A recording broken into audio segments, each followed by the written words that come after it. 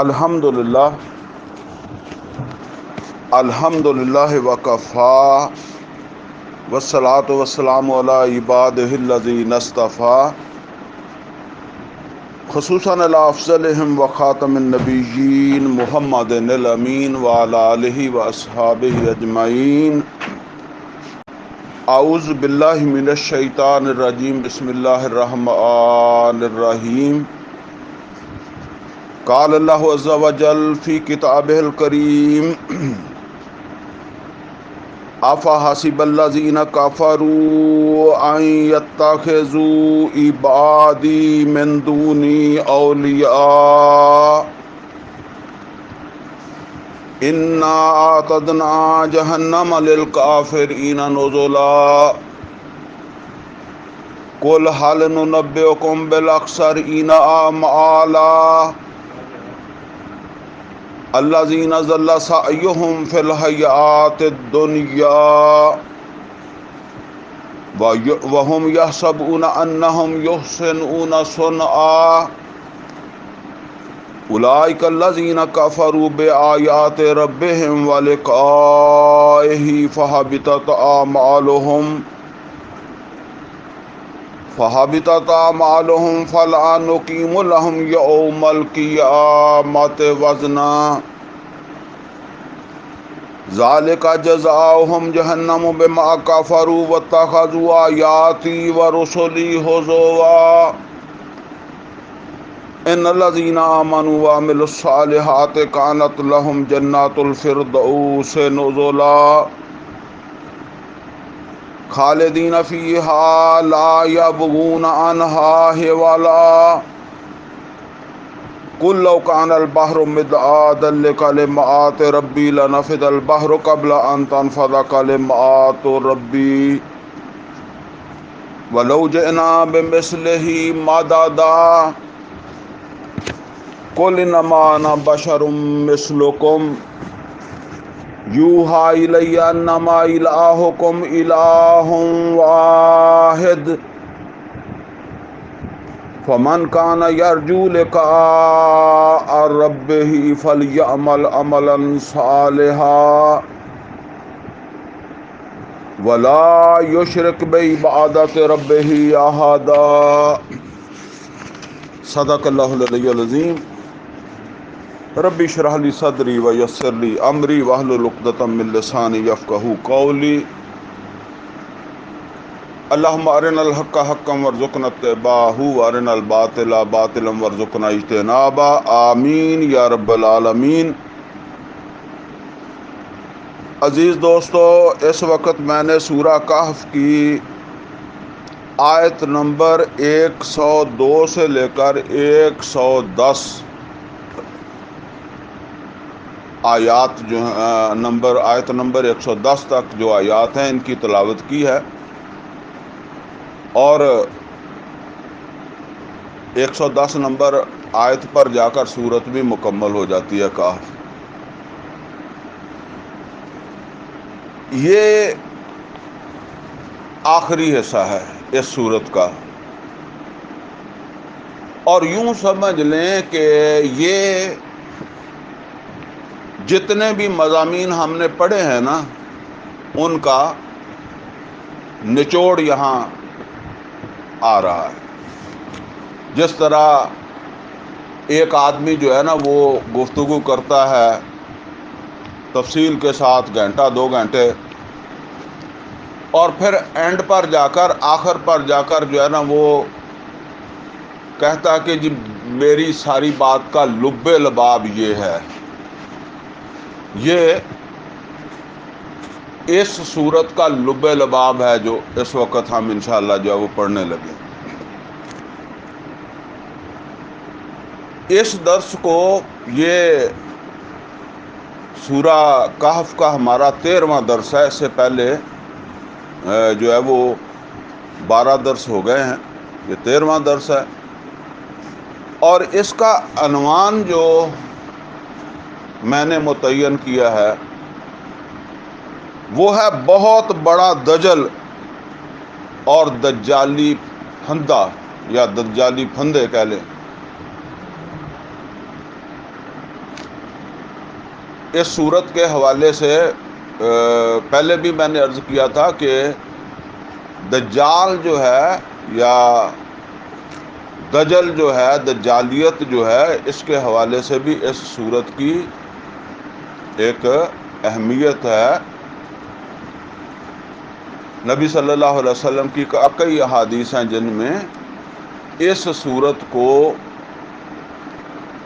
ایک تحفظ دینے والا کلام قرار دیا گیا ہے۔ اس ایسے فتنے سے تحفظ دینے والا جو ہے وہ کلام قرار دیا گیا ہے اس سورہ مبارکہ کو۔ ویسے تو سارا قرآن جو ہے وہ یہ تحفظ دینے والا ہی ہے۔ بہرحال اچھا جی، اب اس جو ہماری گفتگو ہے نا، اس سے پہلے ہم ایک بات جو ہے وہ کر لیں، پھر انشاءاللہ ہم ان آیات کے حوالے سے گفتگو شروع کریں گے تو پھر باقی تفصیل جو ہے نا وہ سمجھ آ جائے گی۔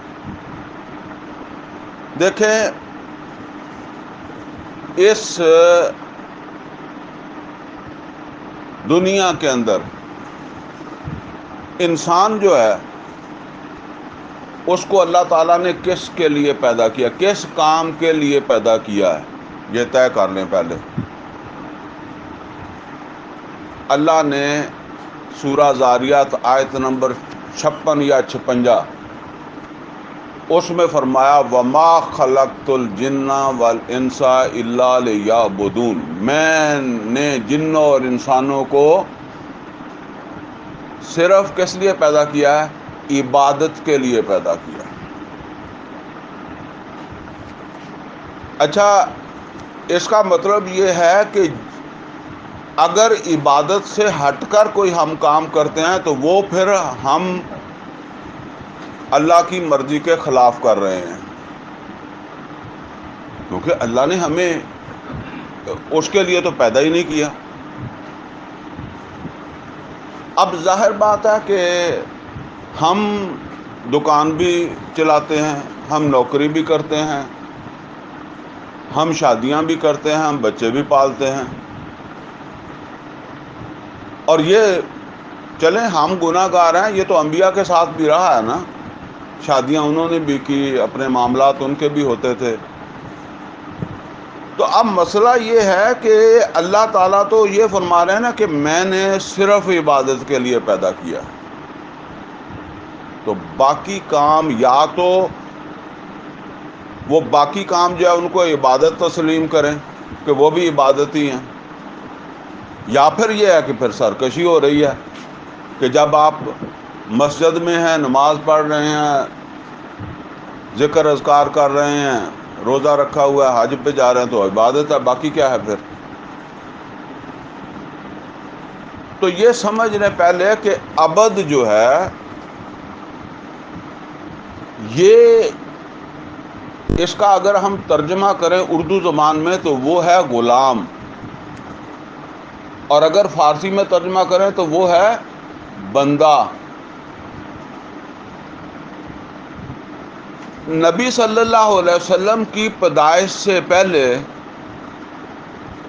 عرب میں عبد ہوتا تھا یا نہیں ہوتا تھا؟ غلام ہوتا تھا یا نہیں ہوتا تھا؟ تو غلام ہی عبد ہے، تو غلام ہوتا تھا۔ اچھا، اب نوٹ رکھیں کہ نبی صلی اللہ علیہ وسلم ابھی پیدا نہیں ہوئے، تشریف نہیں لائے، عبد ہے۔ جب عبد ہے تو اس کا آقا بھی ہے، جس کا وہ غلام ہے وہ اس کا آقا ہے، وہ اس کا مالک ہے۔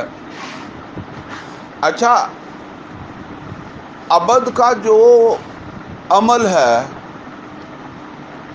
وہ عبادت کہلاتا ہے، بالکل اسی طریقے سے جس طریقے سے غلام کا جو عمل ہے وہ غلامی کہلاتا ہے، بندے کا جو عمل ہے وہ بندگی کہلاتا ہے۔ تو عبد بھی ہے اور آقا بھی ہے، تو پھر اس کی عبادت کیا ہے؟ نبی صلی اللہ علیہ وسلم ابھی تشریف نہیں لائے، اس سے پہلے مجھے میں سوال کر رہا ہوں کہ عبد بھی ہے اور آقا بھی ہے، تو عبادت کیا ہے پھر؟ عبادت ہے اپنے اس آقا کی فرما برداری۔ اچھا، وہ آقا جو ہے وہ ابو جہل ہے، امیہ بن خلف ہے، کوئی بھی ہے، وہ اس سے اپنا نماز پڑھوائے گا کہ میری نماز پڑھو، یا میرا روزہ رکھو، یا میرا حج کرو؟ وہ اسے کیا کہے گا؟ وہ اسے کہے گا اونٹ چرا کے لاؤ، میرے لیے چکی چلاؤ، آٹا پیسو، میرے لیے جو ہے وہ فلاں کام کرو، میرے لیے فلاں کام کرو۔ اب یہ جو وہ کر رہا ہے نا اپنے آقا کے کہنے پر، اپنے آقا کی رضا کے لیے، یہ کیا ہے؟ یہ عبادت ہے، سمجھے؟ یہ عبادت ہے، یہ ہے غلامی، یہ ہے بندگی۔ عربی زبان کوئی نبی صلی اللہ علیہ وسلم کے پیدائش کے اوپر نازل نہیں ہوئی ہے، یہ پہلے سے موجود ہے، اور اس کے الفاظ اپنا معنی رکھتے ہیں، اس کی اصطلاحیں اپنا معنی رکھتی ہیں۔ اب نبی صلی اللہ علیہ وسلم کی تشریف آوری سے کیا فرق پڑا؟ آپ کی تشریف آوری سے یہ فرق پڑا، نمبر ایک، وہاں تو مخصوص غلام ہے نا۔ اب اللہ تعالیٰ نے فرمایا کہ تمام میرے عبد ہیں۔ ویسے نوٹ کر لیں، قرآن کریم میں اللہ تعالیٰ نے آسمان زمین کی ہر چیز کو عبد کہا ہے۔ موقع ملا تو وہ میں آیات پڑھ دوں گا سورہ مریم کی۔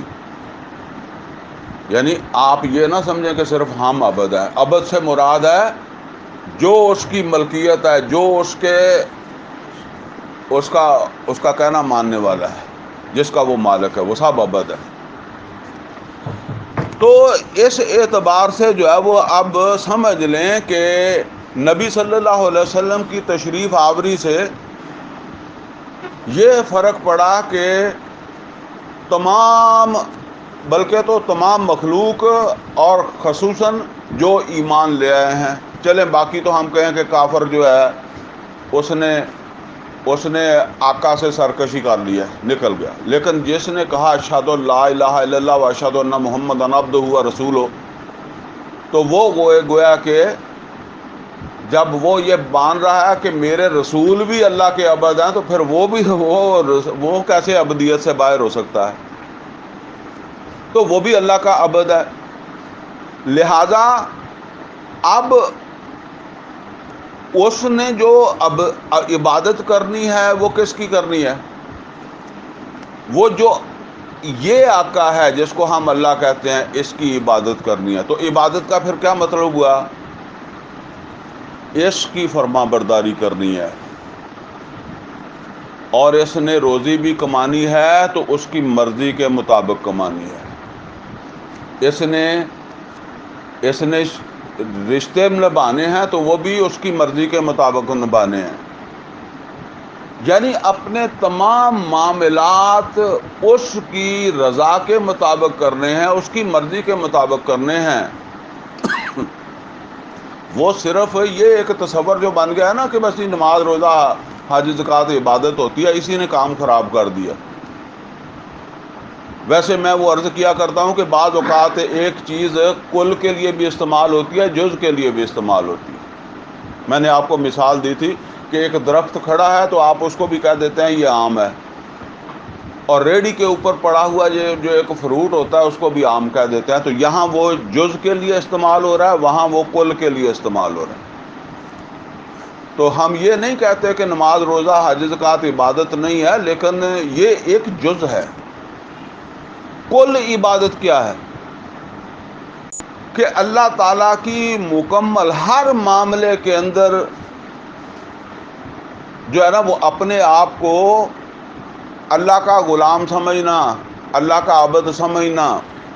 میں نے کئی دفعہ وہ مثال دی ہے کہ ایک پرندہ جو ہے وہ آپ نے چھوٹا ہوتا ہوا پنجرے میں پال لیا، اب اس نے اس پنجرے کو تسلیم کر لیا، اور ایک پرندہ فضا سے اڑتا ہوا آزاد اس نے کو آپ نے بند کیا، تو وہ آپ کو ٹکنے نہیں دے گا، وہ احتجاج کرے گا، پر تڑوا لے گا یا پنجرہ توڑ دے گا. ٹھیک ہے. اپنے آپ کو شعوری طور پر اللہ اور اس کے رسول کی غلامی میں لے آنا، صرف یہ نہیں کہ مسجد سے مسجد کی حد تک 24 گھنٹے جو کچھ کرنا ہے. اچھا یہ کام آسان نہیں ہے، مشکل ہے، کیونکہ کہیں نہ کہیں غلطی ہوگی، مسئلہ بنے گا. تو اب کیا ہے، وہ میں نے جو مثال آپ کو دی ہے کہ آپ سفر کرتے ہیں، گاڑی چلا رہے ہیں، تو آپ جس وقت گاڑی چلاتے ہیں اس وقت آپ کا نقطہ نظر کیا ہوتا ہے کہ گاڑی آپ نے سڑک کے اوپر چلانی ہے یا سڑک سے نیچے چلانی ہے؟ سڑک کے اوپر چلانی ہے، یہی ہوتا ہے نا. لیکن تھوڑی دور گئے، اونگ آ گئی، ٹائر اترا، یہ ٹائر آپ کی مرضی سے اترا؟ غفلت ہو گئی تھی، اتر گیا. اچھا جیسے ہی اترا وہ آواز بدل جاتی ہے، آپ کی اونگ کھل گئی. اب آپ کیا کریں گے؟ فوراً اسٹیئرنگ موڑ کر سڑک کے اوپر آنے کی کوشش کریں گے نا. کبھی ایسا ہوتا ہے کہ آپ کا اسٹیئرنگ یہاں، آپ کا ٹائر اترا ہے، اور آپ کہتے ہیں کہ چلو جی اتر گیا ہے تو اترا ہی رہے، چشتیاں جا کے اوپر چڑھا لیں گے. ایسا کب بیوقوف ڈرائیور آپ نے دیکھا؟ نہیں، فوراً چڑھاتا ہے، اور چڑھاتا بھی ہے اور اپنے آپ کو ملامت بھی کرتا ہے کہ اونگ کیوں آ گئی، آگے بہت گہری جگہ تھی، درخت تھے، حادثہ ہو سکتا تھا، میں مر سکتا تھا، گاڑی تباہ ہو سکتی تھی، اب مجھے دوبارہ احتیاط کرنی ہے. اچھا پھر آگے چلتا ہے تو کچھ دیر کے بعد جو ہے نا وہ ایک جگہ آتی ہے، پتہ نہیں اس کو کیا کہتے ہیں، چلیں کچھ بھی کہتے ہیں. وہاں پہنچا وہ کوئی 8-10 کلومیٹر، تو پھر اس کے ساتھ وہی بات ہوئی، اونگ پھر آ گئی، ارادہ تو نہیں تھا، آ گئی. پھر ٹائر اترا، تو اب اس نے کیا کرنا ہے؟ اب بھی وہی کرنا ہے جو اس نے پہلے کیا تھا، فوراً اسے اوپر لانا ہے. اچھا اب بھی اپنے آپ کو ملامت کرے گا، نہیں اترنا چاہیے تھا یار، دوسری دفعہ ہو گیا ہے. بعض ڈرائیور گاڑی کھڑی کر کے اتر جاتے ہیں، تھوڑا ہوا وغیرہ کھاتے ہیں، اور کوئی قریب ہوٹل ہو تو چائے کا کپ بھی پی لیتے ہیں. اب پھر بیٹھ گیا ہے، تو اب دوبارہ اترنے کا ارادہ تو نہیں ہے، لیکن وہ چشتیاں کے قریب جاتے ہوئے پھر اتر گیا. اس کو کہتے ہیں توبہ، یعنی اترا، اور جب اترا ہے تو اس وقت بھی کسی پروگرام کے تحت نہیں اترا، لیکن اندر آیا تو شعوری طور پر آیا، اور دوبارہ اترنے کا ارادہ نہیں ہے. یہ ہے توبہ، دن میں 100 دفعہ بھی کرنی پڑے، بلکہ اس میں دیر نقصان دہ ہے. یہ وہی بات ہے کہ ٹائر آپ کا یہاں اتر رہا ہے حاصل پور میں، اور آپ سمجھتے ہیں کہ چڑھا لیں گے چشتیاں جا کر. آپ گاڑی میں بیٹھے ہیں، آپ مچھلی کے پیٹ میں ہیں، آپ جہاز میں بیٹھے ہیں، جس حال میں بھی ہیں فوراً توبہ کریں. پتہ نہیں آپ سوچتے ہیں کہ میں جا کے نہا دھو کے وضو کر کے توبہ کروں گا تو اس سے پہلے موت آ جائے، پھر تو فوراً توبہ کریں. ایسی توبہ جو ہے نا وہ اللہ اس کو پسند بھی بہت ہے، اور اللہ اگر اخلاص کے ساتھ کیا تو معاف بھی کر دیتا ہے. لہذا اس شعور کے ساتھ کہ میں قرآن و سنت کے پنجرے میں بند ہوں اور شعوری طور پر بند ہوں، اور میرا تحفظ اسی میں ہے. جس طرح وہ پرندہ آپ نے پالا ہے نا، وہ اگر باہر جائے گا تو اسے کوے کھا جائیں گے، اسے باہر زندگی گزارنی نہیں آتی، اس کی حفاظت تحفظ اسی میں ہے. تو میں اشہد لا الہ الا اللہ و اشہد ان محمد عبدہ و رسولہ کہا ہے، تو میرا تحفظ اسی پنجرے کے اندر ہے، میری ساری زندگی اسی طرح گزر جائے. یہ کیا ہے؟ یہ ہے عبادت، اس کے لیے اللہ نے پیدا کیا. وما خلقت الجن والانس الا لیعبدون. اچھا اب اگلی بات سمجھ لیں کہ ہماری جو ہماری دو حیثیتیں ہیں. ایک ہے میں ایک فرد ہوں، اور دوسرا کیا ہے، میں ایک امت کا بھی حصہ ہوں. کہتے ہیں نا میں سے مراد میں ہی ہوتا ہے، ٹھیک ہے نا. لیکن جب میں کہتا ہوں کہ مسلمان امت، تو اس میں کہاں ہوں؟ اس میں اس امت کا ایک جز ہوں، ٹھیک ہے نا. وہ کل نہیں ہوں میں. یہاں میں کل ہوں، وہاں کیا ہے، وہاں میں کل کا ایک حصہ ہوں، جز ہوں. اللہ تعالیٰ نے ایمان والوں کو پیدا عبادت کے لیے کیا ہے. اچھا یہ جو میں نے ابھی جیسی عبادت کا آپ کے سامنے ذکر کیا ہے، وہ تو ہے ایک فرد کی عبادت. اب یہ امت کی عبادت کیا ہے؟ امت میں اکیلا تو نہیں آؤں گا. امت کی عبادت کیا ہے؟ تو نوٹ کر لیں، امت کی عبادت جو ہے وہ ہے کہ بحیثیت مجموعی اجتماعی سطح پر، انفرادی نہیں، انفرادی تو میں نے پہلے کر لیا ہے یا کر رہا ہوں. اجتماعی سطح پر جیسے جب میں نے سوچا ہے کہ میں نے اس پنجرے میں زندگی گزارنی ہے، قرآن و سنت کے پنجرے میں، تو یہ کس کو میں نے مانا ہے؟ اللہ کو بڑا مانا ہے نا.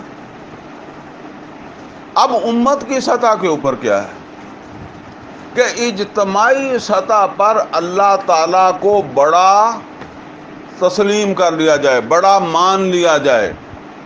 وہ جو اجتماعی معاملات ہیں ان میں بھی اللہ تعالیٰ کی حدود قیود جو ہے نا، ان کا لحاظ کیا جائے.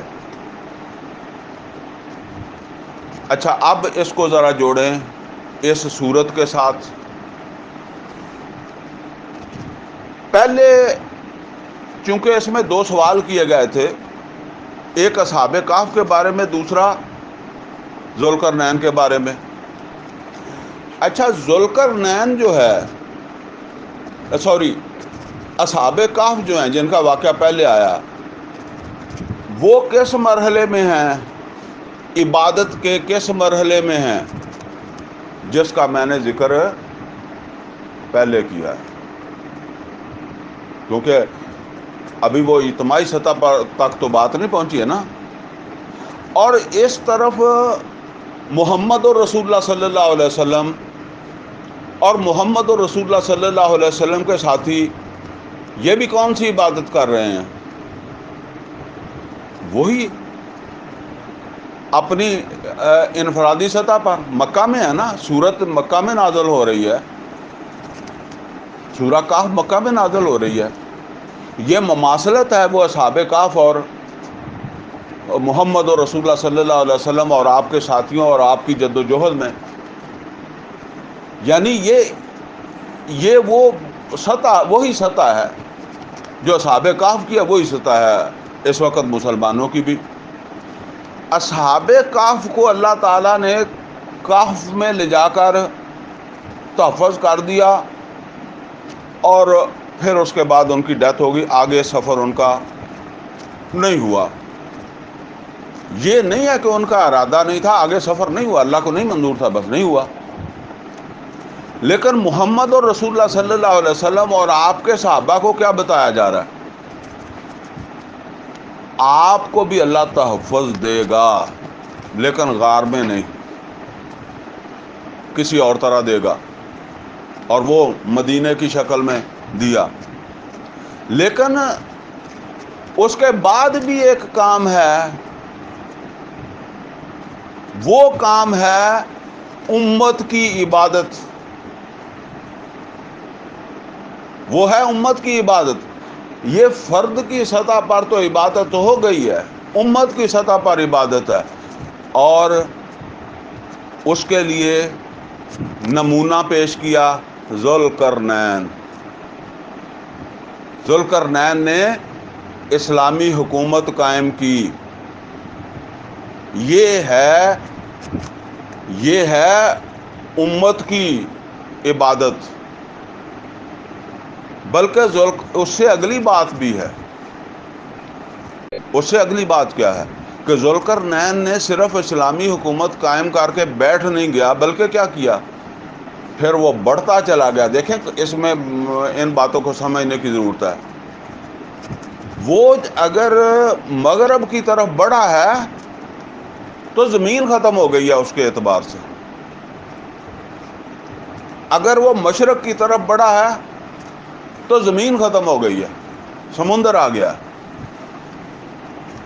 اور اگر وہ شمال کی طرف گیا ہے تو آگے ایسی رکاوٹیں آ گئی ہیں، وہ پہاڑ آ گئے ہیں جو اب اس کے بس میں نہیں تھے. اس کا مطلب کیا ہے کہ جب وہ حکومت قائم ہو جائے، چھت تک تم پہنچ جاؤ، تو پھر اس سے آگے جتنا تمہارا بس چلتا ہے نا، پھر اس کو آگے بھی بڑھانا ہے.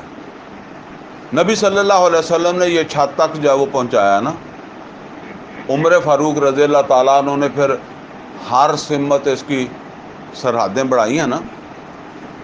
یہ ہے اصل کے اندر جو ہے نا وہ دین کا پورا نقشہ، اور یہ ہے عبادت کا وہ مفہوم جس کے لیے اللہ تعالیٰ نے جو ہے نا وہ ہمیں ذمہ دار جو ہے وہ ٹھہرایا، اس مقصد کے لیے پیدا کیا.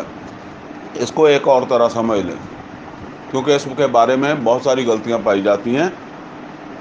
دیکھیں ابھی میں نے آپ کے سامنے دو حصے رکھے ہیں نا. ایک حصہ اول جو ہے نا اس کو آپ بنیاد کہہ لیں، اور دوسرے حصے کو آپ کہہ لیں بنیاد سے اوپر تعمیر. ٹھیک ہے؟ یعنی یہ جو ہجرت ہوئی تھی نا، یہ اوپر کی تعمیر کے لیے تھی. یہ کوئی نمازوں کا مسئلہ نہیں تھا، کوئی مدرسے کا مسئلہ نہیں تھا، کوئی مسجد کا مسئلہ نہیں تھا کہ جی قرآن پڑھنے کا مسئلہ تھا. نہیں، اوپر کی تعمیر کے لیے ہجرت ہوئی ہے. اچھا، اب یہ جو اس کو میں اس طرح بھی تشبیہ دیا کرتا ہوں کہ دیکھیں، ایک تو ہے بنیاد، تو ایک ہے یعنی بنیاد سے شروع ہوتا ہے تو ختم کہاں ہوتا ہے؟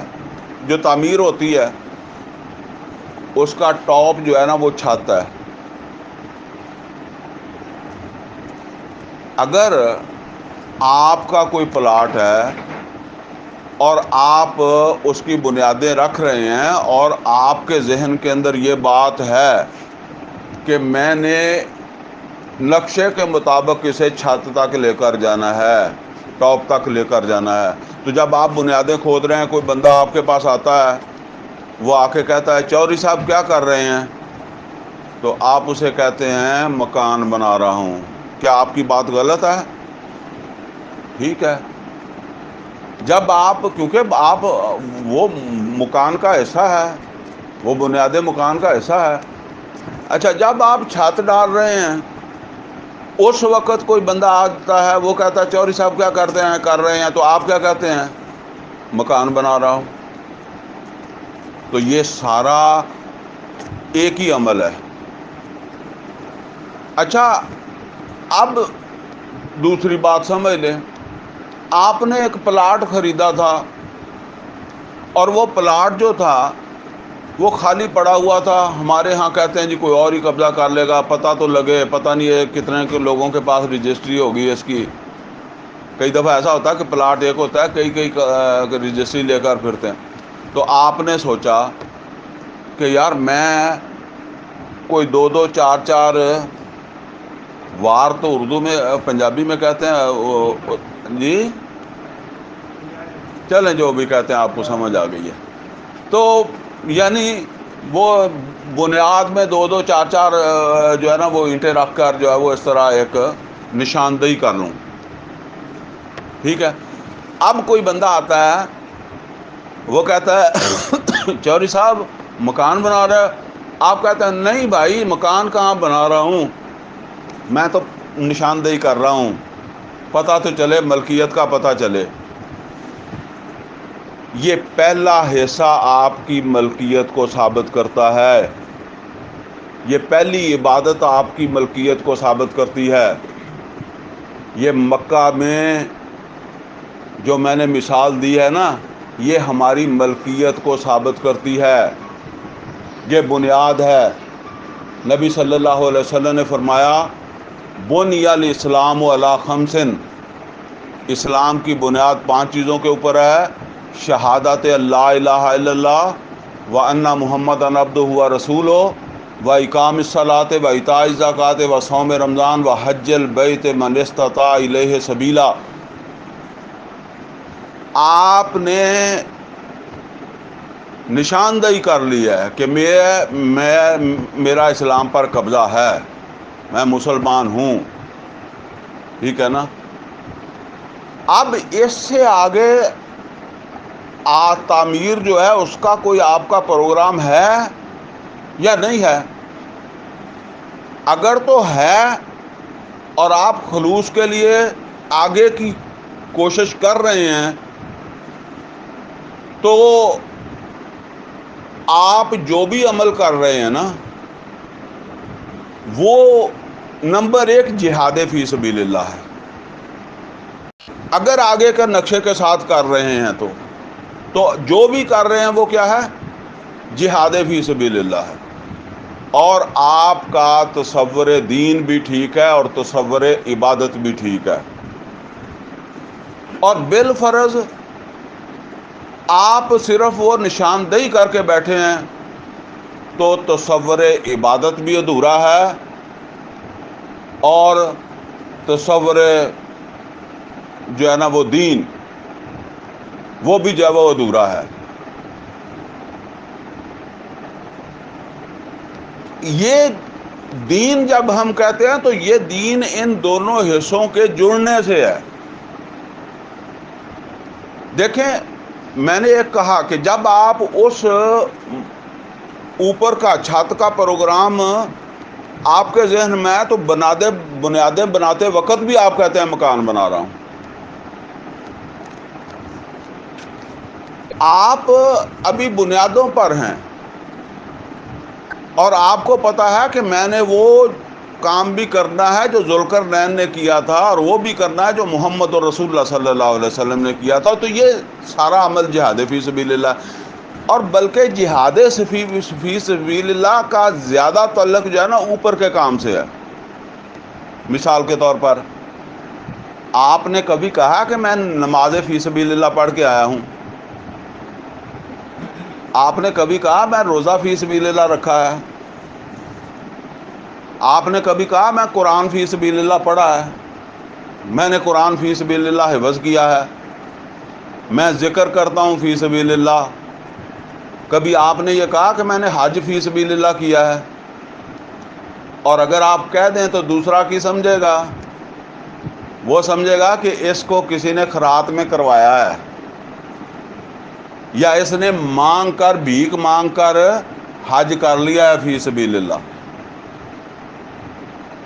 لیکن جب وہ اوپر کا نقشہ ہے نا، ویسے یہ بھی سمجھ لیں اس کے ساتھ فی سبیل اللہ میں نے بتایا کہ وہ اگلے کام کے لیے ہے، ورنہ ویسے تو نماز بھی اللہ کے لیے ہے، روزہ بھی اللہ کے لیے، قرآن میں ہے ان الصلاۃ ونسکی ومحیای ومماتی للہ رب العالمین،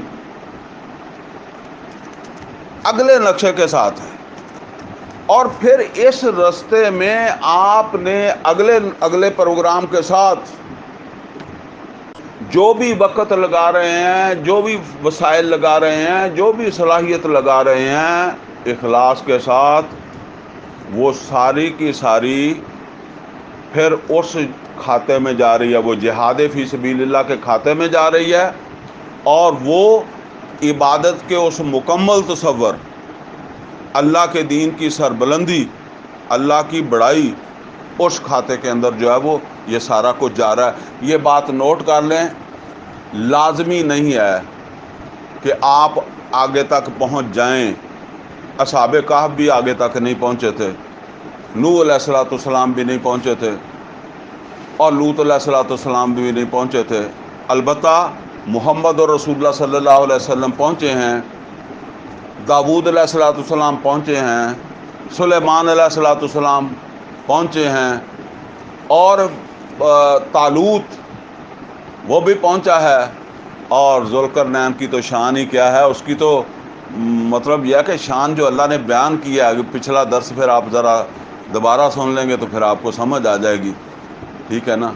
تو وہ تو پھر شان ہی، آپ یوں سمجھ لیں کہ عمر فاروق رضی اللہ تعالیٰ عنہ کو سامنے لے آئیں تو پھر آپ دونوں کو ایک دوسرے کے سامنے جب وہ دیکھ لیں.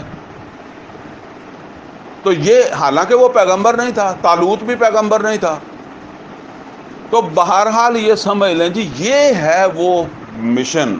اس مشن میں موت آئے، اخلاص کے ساتھ آپ جہاں تک پہنچ سکے ہیں پہنچ سکے ہیں. ہو سکتا ہے آپ اصحاب کہف کے پروگرام آپ کا تو پورا چھت تک جانے کا ہے، لیکن آپ کو موت اصحاب کہف کی طرح ہی آ گئی تو کوئی بات نہیں، کیونکہ اصل میں تو آپ کا ارادہ تو مکان بنانے کا ہی تھا نا، صرف نشاندہی نہیں تھی آپ کا ارادہ. تو اپنے ذہنوں کے اندر دین کا یہ تصور رکھ کر جو ہے وہ زندگی گزاریں. اب اگر اس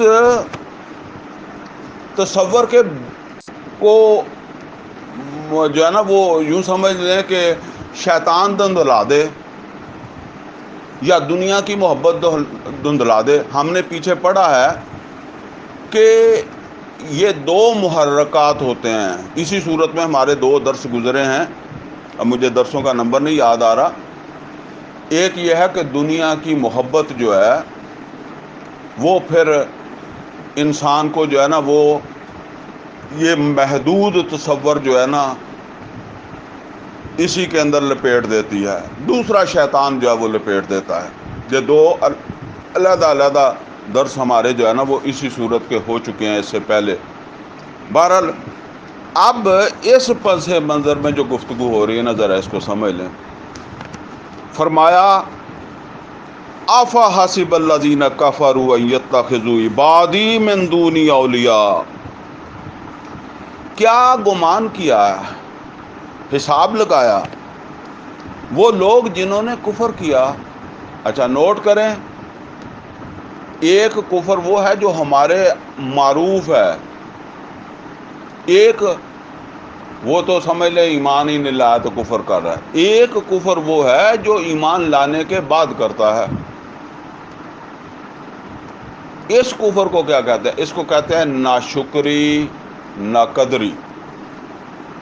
چنانچہ فرمایا وَمَن يَشْكُرْ فَإِنَّمَا يَشْكُرُ لِنَفْسِهِ، جو کوئی شکر کرے گا وہ شکر کرے گا اپنے لیے، لیکن اس کے برخلاف کیا ہے؟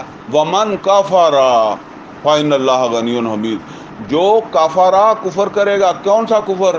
ناشکری نہیں کرے گا، ناقدری نہیں کرے گا.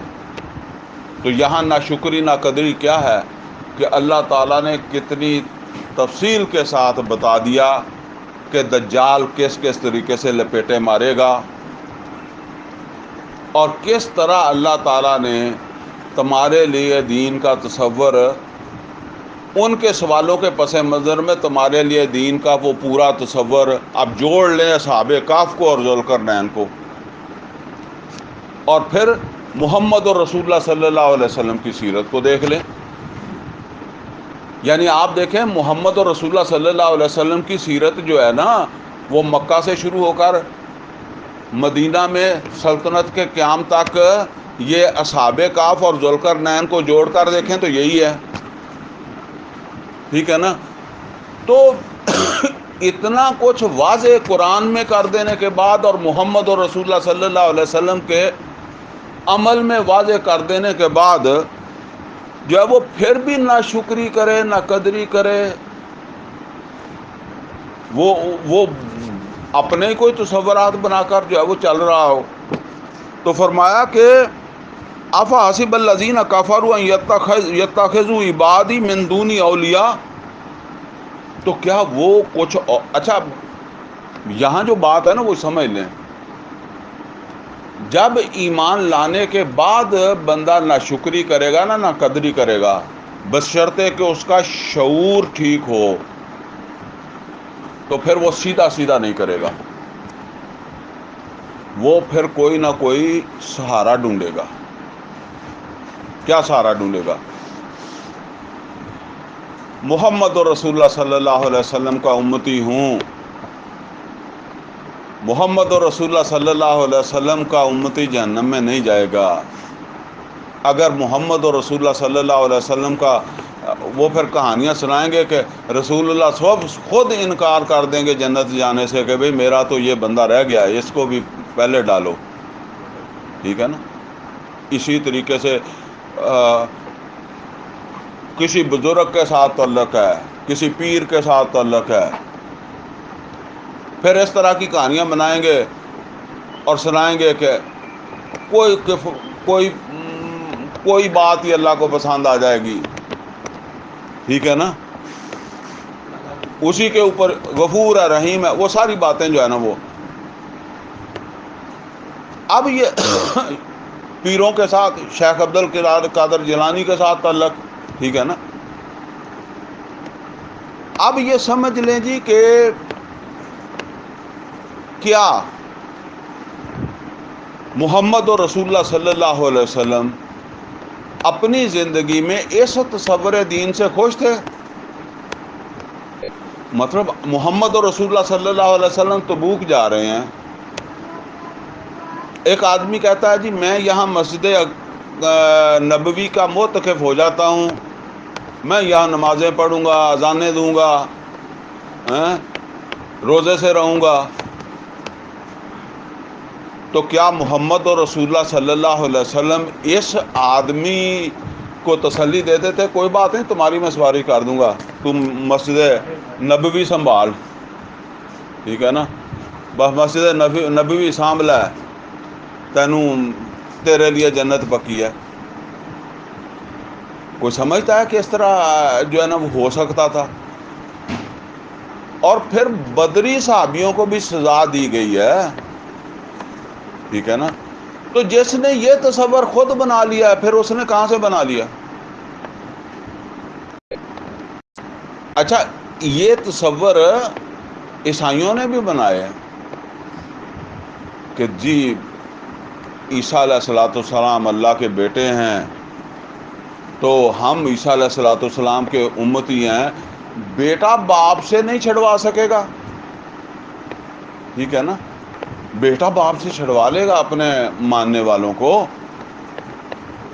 تو یہ تصور جو ہے نا، اب دیکھیں قیامت کے دن دنیا میں ہو جاتا ہے، دنیا میں کیا ہو جاتا ہے، میں غریب سا آدمی ہوں، آپ مجھے کہتے ہیں چودھری صاحب، میں پھول کے اتنا ہو جاتا ہوں، کپا بن جاتا ہوں، اور آپ کی عزت میری نظروں میں بن جاتی ہے کہ یار مجھے چودھری مانتا ہے، مجھے چودھری کہتا ہے، ہوتا ہے یا نہیں ہوتا؟ تو آپ کسی جگہ کوئی تھوڑا بہت آپ کا مسئلہ بنتا ہوا ہو، تو میں اس وجہ سے کہ یہ مجھے چودھری سمجھتا ہے تو چلو اس کا میں ہیلپ کر دوں، ٹھیک ہے نا۔ تو جنہوں نے عیسیٰ کو اللہ کا بیٹا کہا ہے، تو عیسیٰ کی کتنی عزت بڑھائی ہے علیہ السلام، اللہ کا بیٹا ہونا کوئی شرف نہیں ہے۔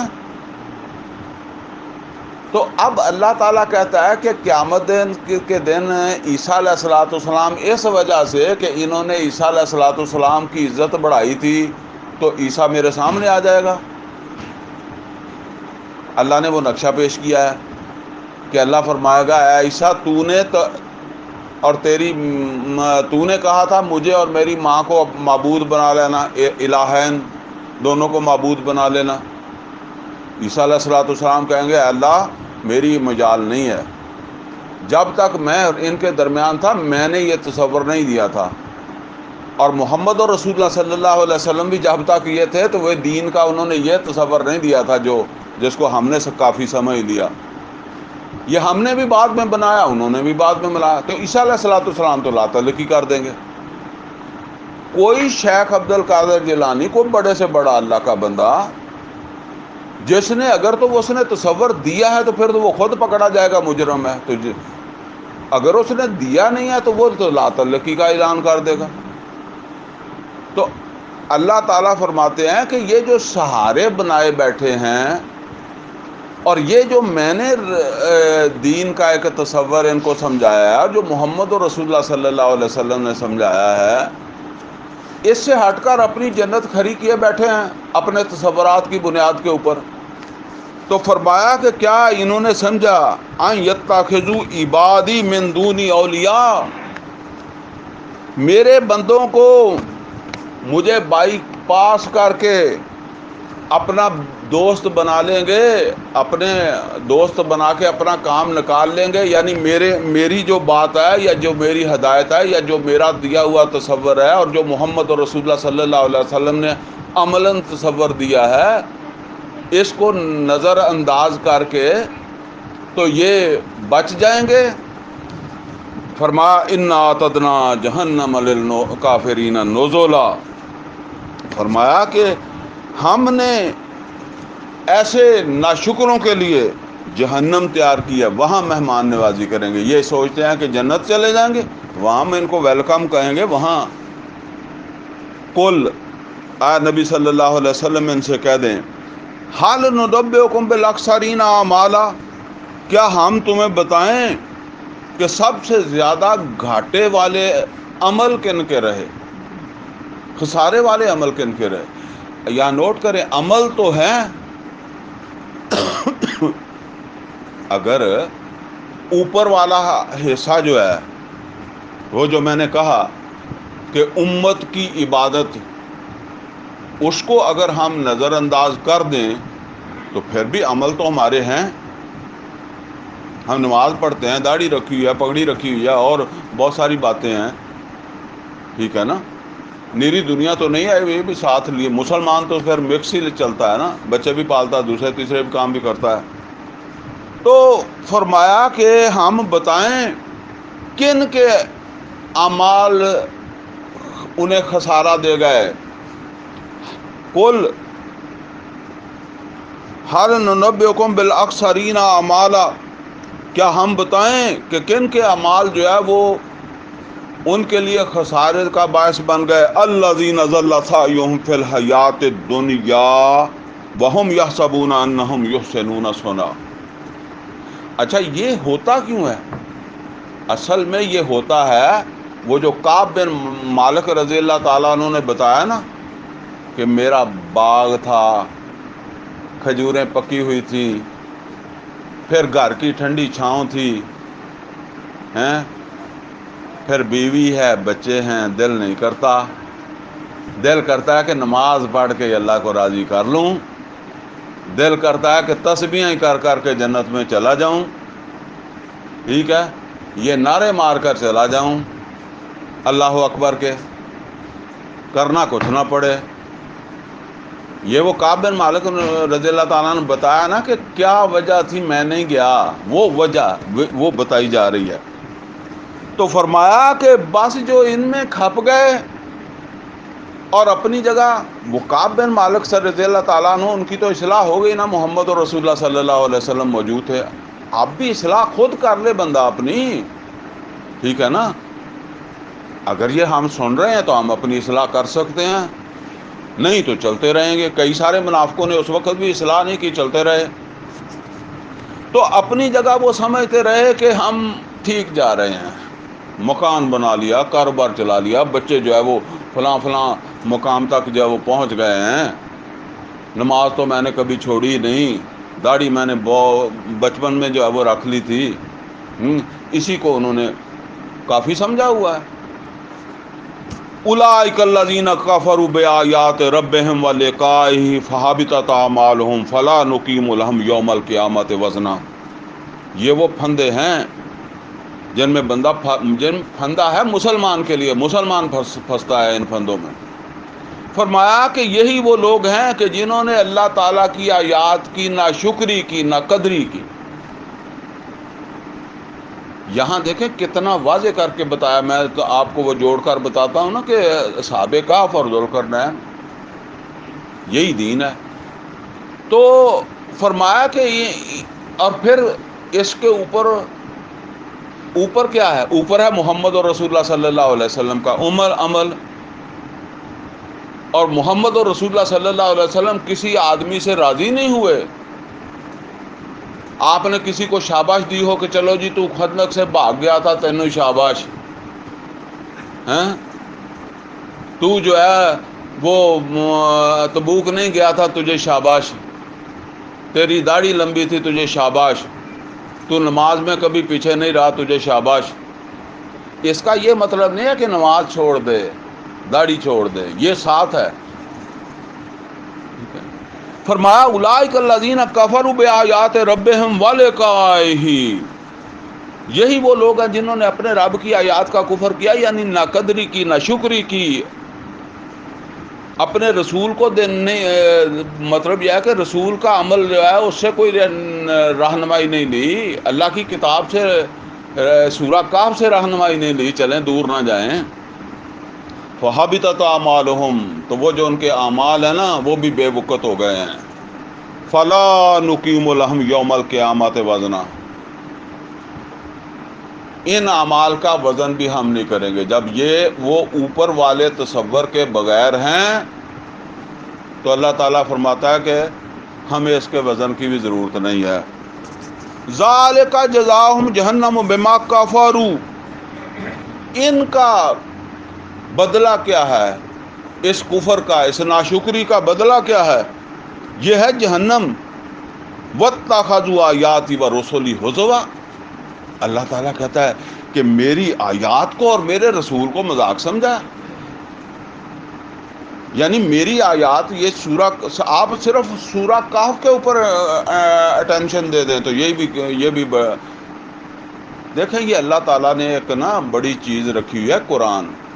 میں آج آپ کو ایک بات بتاتا ہوں، میں ایک عرصہ تک اس صورت کو اوائڈ کرتا رہا.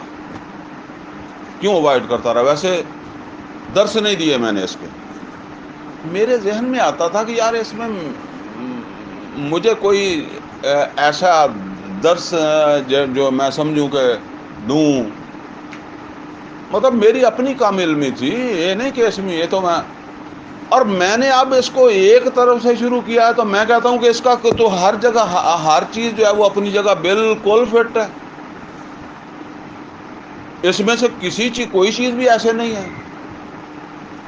یعنی میری اتنی زندگی گزر گئی درس دیتے ہوئے، اس کا درس میں نے کبھی نہیں دیا تھا. بلکہ آپ کو یاد ہوگا کہ ایک درس میں نے کوئی 8-10 مہینے پہلے دیا تھا، پھر میں نے چھوڑ دیا. میں نے کہا یار بس یہ کوئی ہمارے جو ہے نا وہ حساب میں نہیں آ رہی صورت.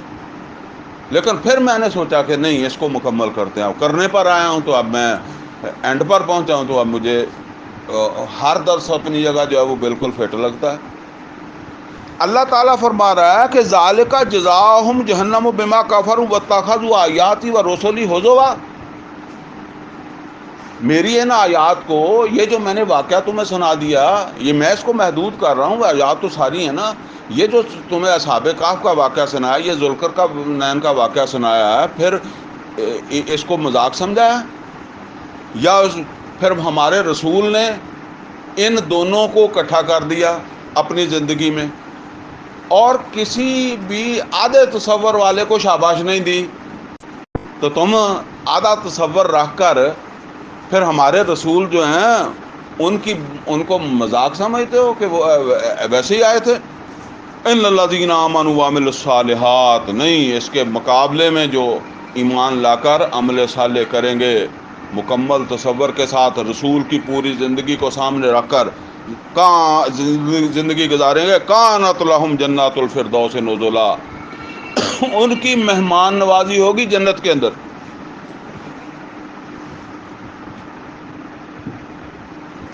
خالدین فیہا، رہیں گے اس میں ہمیشہ ہمیش. لا یبغون عنہا حولا، اور کبھی وہ وہاں سے تبدیلی نہیں چاہیں گے. یعنی کبھی وہ اکتائیں گے نہیں. بندہ بڑی اچھی جگہ بھی ہوتی ہے نا تو وہاں بھی اکتا جاتا ہے. میرے ایک عزیز ہیں، برطانیہ میں ہوتے ہیں، ڈاکٹر ہیں، ڈاکٹر بن کے چلے گئے. تو میں نے ان سے سوال کیا کہ آپ یہاں سے ڈاکٹر بن کر وہاں جاتے ہیں تو برطانیہ کے تو بہت ڈاکٹر بنتے ہیں، تو ان کے اپنے ڈاکٹر نہیں کام کرتے؟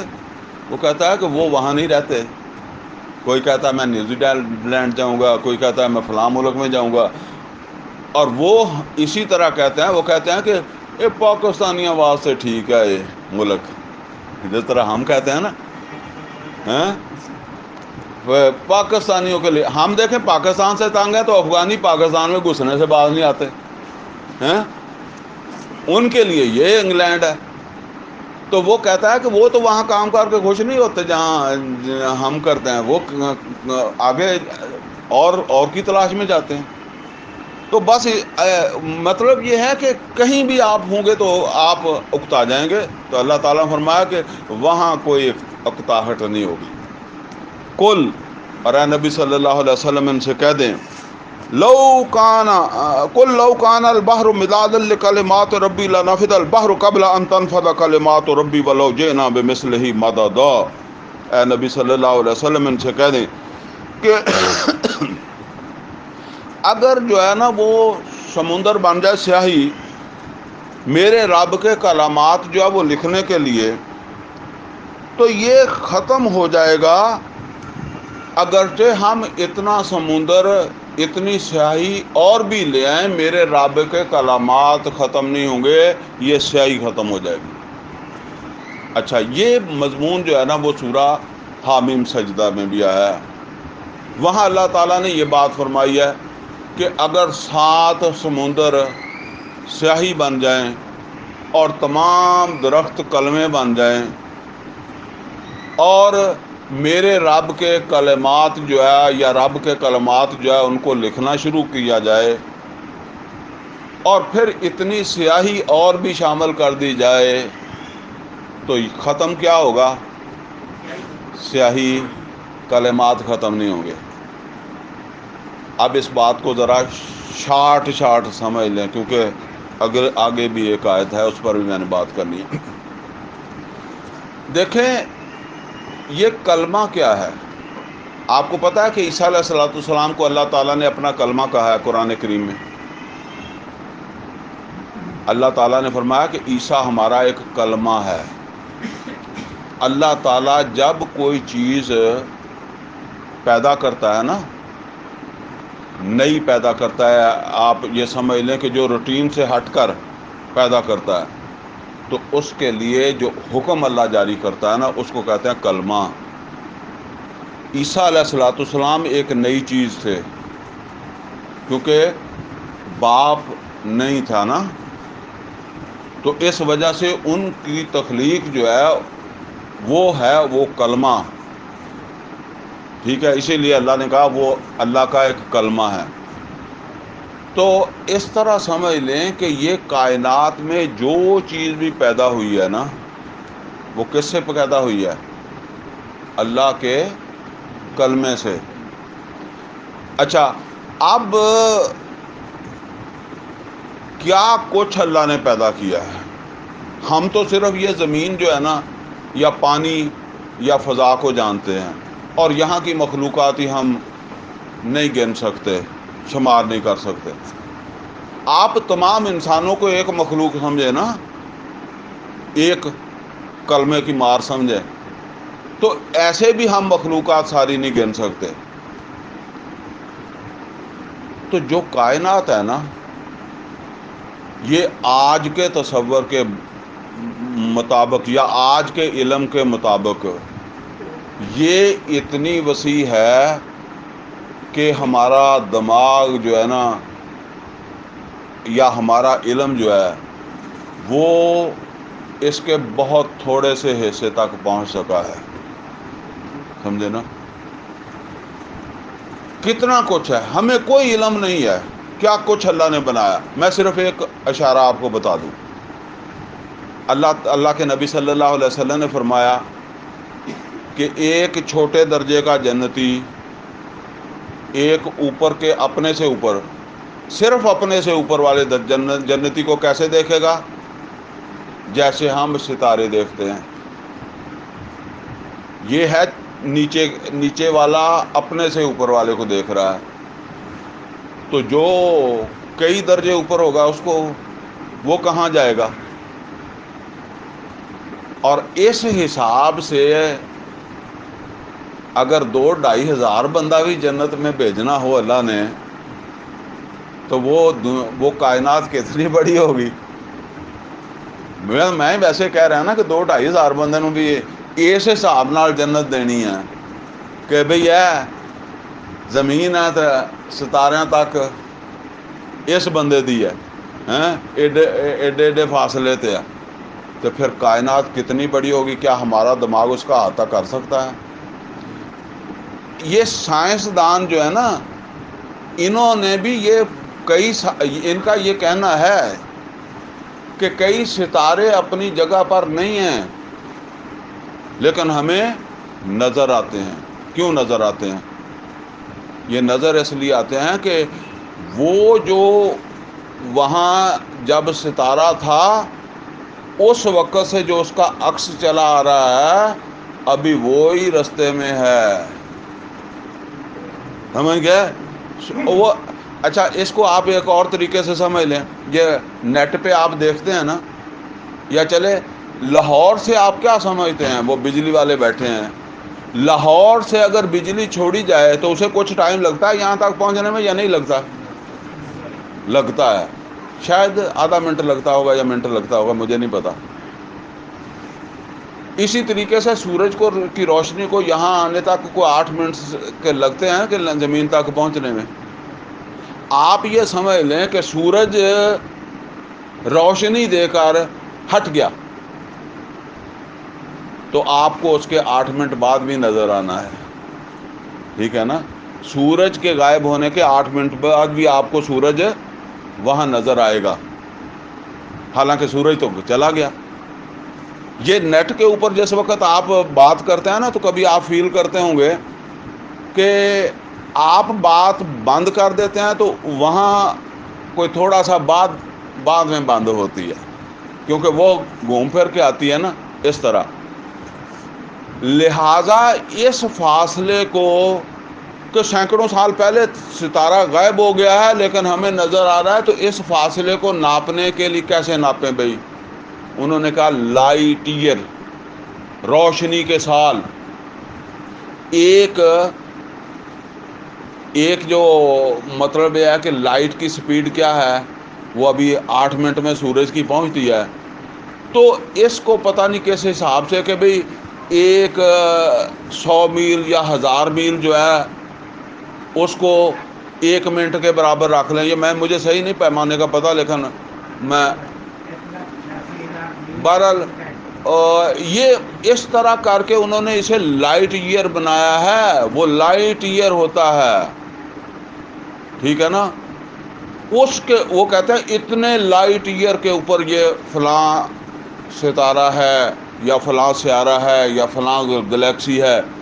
اسی طرح سمندر کے جو کلومیٹر ہو یا میل ہوتے ہیں نا، وہ اس طرح نہیں ہوتے، کیونکہ سمندر تو پھر بڑی چیز ہے نا، تو وہاں میل بھی بڑے ہی ہوں انہوں نے، ٹھیک ہے؟ اسی حساب سے پھر وہ بناتے، ورنہ پیمانہ نہیں ہے اس کا۔ تو اب یہ سارا کچھ بنایا ہے نا، تو سب جو ہے وہ اللہ تعالیٰ کے کلمے ہیں۔ ان کلموں کو تحریر میں لانے کے لیے اللہ کہتا ہے، یہ اللہ ہمیں سمجھا رہا ہے کہ دیکھو اللہ کی کائنات، اللہ کتنا بڑا اور اس کی قدرت کتنی ہے اور اس کی کائنات کتنی ہے۔ تو یہ ختم ہو جائیں گے، یہ وہ اللہ تعالیٰ اپنی پہچان کروا رہا ہے کہ مجھے پہچانو۔ اب جی اس کی آخری اور اہم ترین آیت آ گئی ہے، کل، تو اے محمد صلی اللہ علیہ وسلم کہہ دیں، کل انما انا بشر مثلکم، ان سے کہہ دیں کہ بے شک میں ایک بشر ہوں تمہارے جیسا۔ اچھا، یہاں یہ بات نوٹ کر لیں کہ اکثر و بیشتر ہمارے ہاں مسلکوں والے یہ آیت بڑی پڑھتے ہیں، وہ جب آتے ہیں تو پھر وہ انما انا بشر مثلکم پورا زور لگاتے ہیں، ٹھیک ہے نا؟ اور جو اصل بات ہے وہ نہیں سمجھاتے۔ وہ بے شک اہل حدیث ہوں تو بے شک وہ اہل بریلوی ہوں، وہ اصل بات کی طرف نہیں آتے، سارا زور اسی پہ، یا تو ان کو پتہ نہیں ہے تو یا پھر اصل میں وہ مسلک کی ضرورت اتنا ہی ہے، ٹھیک ہے نا، وہ اگلی ضرورت نہیں ہے۔ میں وہ ابھی آج آپ کو جو ہے وہ اگلی بھی بتا دیتا ہوں۔ فرمایا قل انما انا بشر مثلکم، اے نبی صلی اللہ علیہ وسلم ان سے کہہ دیں کہ میں ایک بشر ہوں تمہاری طرح، البتہ یوحا الیہ، یہ فرق ہے کہ میری طرف وحی آتی ہے، میں اللہ کا پیغمبر ہوں، میری طرف وحی آتی ہے، یہ قرآن میری طرف آیا ہے، یوحا الیہ۔ اور یہ جو میرے پاس وحی آئی ہے، اللہ کا پیغام آیا ہے، اس کا لب لباب کیا ہے؟ انما الہکم الہ واحد، انما الہکم الہ واحد، کہ بے شک تمہارا معبود بس وہ اکیلا ہی معبود ہے۔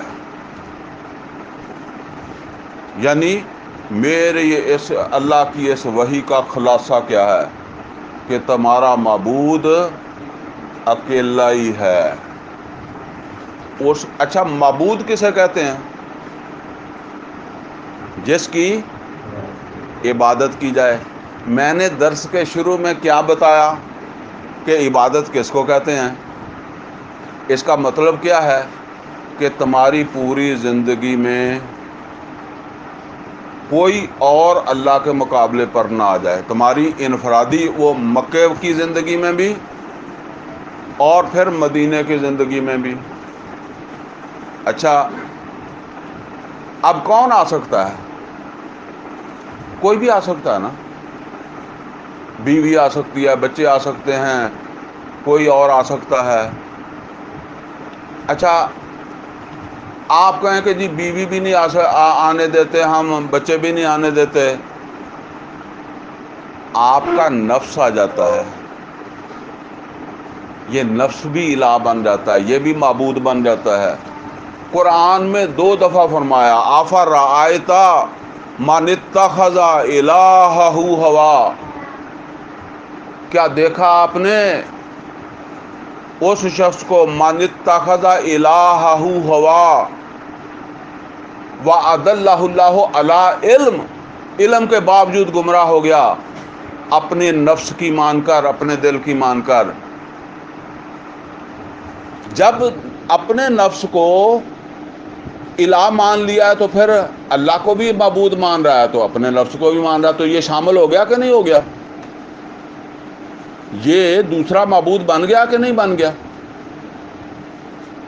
یہ لہذا یہ ہے غور طلب بات کہ نہ تمہاری وہ، اب میں اس کو اس طرح سمجھا دیتا ہوں کہ انفرادی زندگی میں تمہارا کوئی معبود ہو، نہ بحیثیت امت تمہارا کوئی اور معبود ہو،